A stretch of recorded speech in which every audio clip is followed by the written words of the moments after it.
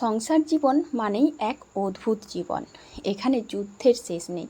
প্রতিনিয়ত আমাদেরকে লড়াই করতে হয়, প্রতিটা পরিস্থিতিতে আমাদেরকে যুদ্ধে জয়লাভ করতে হয়।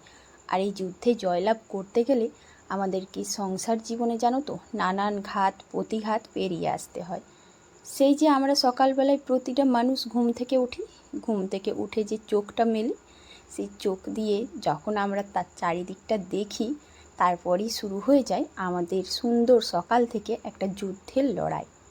হ্যাঁ, সকালগুলো ভীষণ সুন্দর হয়, কিন্তু আমাদের বাস্তব জীবনগুলো অতটাও সুন্দর হয় না। প্রতিটা সংসারে খরচের কোনো শেষ নেই। বর্তমান যুগে দ্রব্যমূল্য বৃদ্ধি এতটাই বেড়েছে যে ধরা ছোঁয়ার বাইরে। আর আমরা গৃহিণীরা এটাই ভাবি সব সময়, যে ঘুম থেকে ওঠার পর থেকে আমাদের সংসারে কিভাবে খরচ কমাবো, কোন দিকটা কিভাবে করলে সংসারে আয় ব্যয়ের হিসাবের খাতাটা সমান থাকবে, অন্তত ব্যয়ের থেকে আয়টা আমরা একটু কমাতে পারবো। আর এই মনোভাব নিয়ে জানো তো সংসারে হাজার কাজের মধ্যে একটু চেষ্টা করি যে কিভাবে একটু সংসারের জন্য ব্যয়টা কমাতে পারবো। তো দেখো, বিনসগুলো না হনুমানে খাচ্ছিল, তাই চটপট বাগান থেকে তুলে নিয়ে এলাম। একটু বুদ্ধি আর ধৈর্য ধরে আমরা যদি চলি, তাহলে খুব সহজেই সংসারের ছোটোখাটো ব্যয়গুলো আমরা সামলাতে পারবো, নিজেদের আয়ত্তে আনতে পারবো। আর দেখো, এই যে সেই ছোটোখাটো ব্যয়টা আয়ত্তে আনার জন্য আমি নিজেই কিন্তু একটু ধৈর্য ধরে বসে গেলাম। সেটা কি বলো তো, এই যে ছেলের স্কুল ড্রেসটার জানো তো বোতামটা ছিঁড়ে গেছে, আর এখন ভাবছি যে বোতাম ছিঁড়েছে, একটু হাতের সাইডটাও খুলে গেছে। তো এটা তো মেশিনে সেলাই না করলে না একদমই ভালো হতো না। তবুও আমি যেহেতু খুব সুন্দর একটু সেলাই করতে পারি, হ্যাঁ তোমরা হয়তো ভাববে যে মেশিনে সেলাইয়ের মতন না গো, তবে যে জায়গাটা ছিঁড়েছে না সেই জায়গাটা একটু হাতে সেলাই করলেও সমস্যা নেই। আর তার সাথে বোতামটাও লাগিয়ে দেব, খুব অল্প একটু জায়গা। তাই ভাবলাম এটার জন্য কেন আবার সেই বাজারে যেতে হবে, মেশিনে সেলাই করতে হবে, অযথা টাকা খরচ। তাই এই ছোটোখাটো বিষয়গুলো যখন নিজেদের আয়ত্তে থাকে, সেগুলো যদি আমরা নিজেরাই সামলাতে পারি, তাহলে সংসারের ব্যয়টা একটু কমে যায়। তো প্রিয় বন্ধুরা, যে বা যারা যেখান থেকে আমার ভিডিওটা দেখছো, আশা করছি ভালো আছো, আর আমিও খুব ভালো আছি। তো তোমরা সবাই পুরো ভিডিওটা দেখো। সবাইকে অনেক অনেক ধন্যবাদ। ভিডিও শুরুর প্রথমেই আমার সমস্ত গুরুজনদের জানাই প্রণাম, আর ছোট ছোট ভাই বোনদের জানাই অনেক ভালোবাসা। তোমরা সদা সর্বদা আমার পাশে আছো বলেই হয়তো আমি গ্রাম থেকে ছোট্ট একজন ইউজার এত দূর এগিয়ে যেতে পারলাম। তো সবাইকে আমার ভিডিওটা দেখার জন্য অনুরোধ করছি। আর নতুন বন্ধুরা, তোমরাও কিন্তু পুরো ভিডিওটা দেখো, আশা করছি ভালো লাগবে। এদিকে দেখো, আমি না হাতটা একটু সেলাই করছি আর বোতামটা লাগিয়ে নিচ্ছি। আর ছেলে না স্কুল যাবে, সেই জন্য চটপট করে ব্যাগের মধ্যে থেকে বইগুলো ঢুকিয়ে দিল। আসলে ওকেই পড়াচ্ছিলাম। তোমরা তো জানোই আমাদের গ্রামে বলতে গেলে সব কিছুই নিজেদেরকে করে নিতে হয়।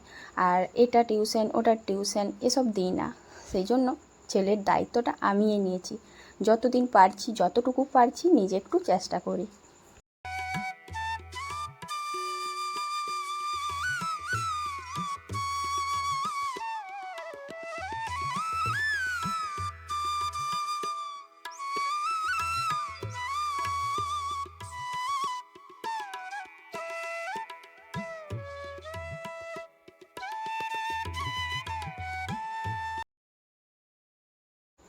জামাটা সেলাই করে নিয়ে চলে এসেছি, আর দেখছি জানো তো একটা কাকু লাউ বিক্রি করতে এসেছিলো, তাই একটা কচি দেখে লাউ নিয়ে নিয়েছি।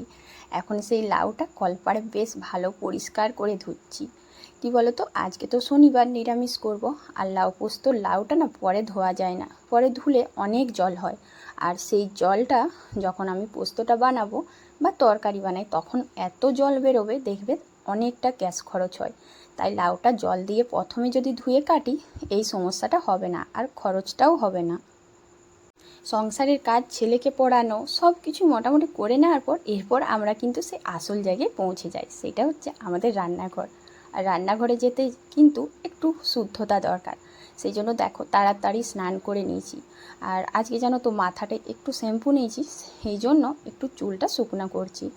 এই জামা কাপড় মিলতে মিলতে চুলটা শুকনো করব বলে একটা গামছাও নিয়েছি। আসলে কি হয় বলো তো, এই চুলটা না পরে আর খুলে করে রান্না করতে একদম ভালো লাগে না। এমনি তো এখন যা রোদ উঠেছে বেশিক্ষণ তো দাঁড়াতেও পারবো না, তাই ভাবছি একটু তাড়াতাড়ি করে চুলটা শুকনো করে নিই।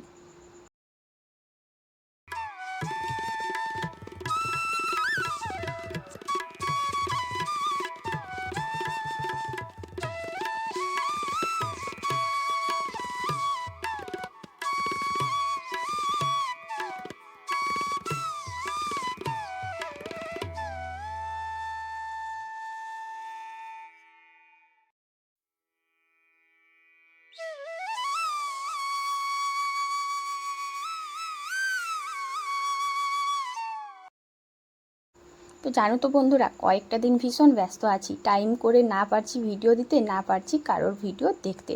জানি না কেন যে এই সমস্যার সম্মুখীন হলাম। তো তোমরা সবাই একটু প্লিজ পাশে থেকো। চুলটা শুকনো করে এসেই না ঝটপট রান্নাঘরে নেমে পড়েছি। আর রান্নাঘরে না এলে মনে হয় কখন রান্না বান্না করব, কখন পরিবারের সবাই খাবে। তো দেখো লাউটা ভালো করে কেটে নিয়েছি, আর তার সাথে একটু বুদ্ধি খাটিয়ে করলাম যে শুধু লাউয়ের তরকারি কেন করব, লাউ পোস্তই বা কেন করব। তাই লাউয়ের খোসাটা না ফেলে সেটা দিয়ে আরেকটা বাড়তি তরকারি করে নিলাম। একটা সবজি তো হয়েই গিয়েছিল, সেটা হচ্ছে লাউ পোস্ত। আর লাউয়ের খোসাটা দিয়ে আবারও একটা আমি তরকারি বানিয়ে নিই। এরকম জানো তো মাঝে মধ্যে কিছু সবজির করা যায়। এমনও কিছু সবজি থাকে যেগুলো দিয়ে একটার জায়গায় দুটো রান্না করা যায়, আর দুটো তরকারিও হয়ে যায়। তো বলো বন্ধুরা, আমার মতন কে কে করো? আমি না সবসময় এটা ভাবি যে এই সবজির খোসাটা খেতেও যেমন ভালো হবে, তার সাথে কিন্তু আমাদের ব্যয়টাও কমবে। ওখানে যদি আরেকটা অন্য সবজি করি তখন দেখবে সেটারও খরচ লাগবে। আর এদিকে দেখো লাউয়ের খোসাটাও ফেললাম না, এটা দিয়ে একটা তরকারি হলো, খরচও কম হলো। তো এই ছোট্ট ছোট্ট উপায়গুলো যদি আমরা একটু ধৈর্য ধরে বুদ্ধি দিয়ে করে থাকি, তাহলে আমাদের ছোট্ট ছোট্ট খরচগুলো অনেকটাই কম হবে।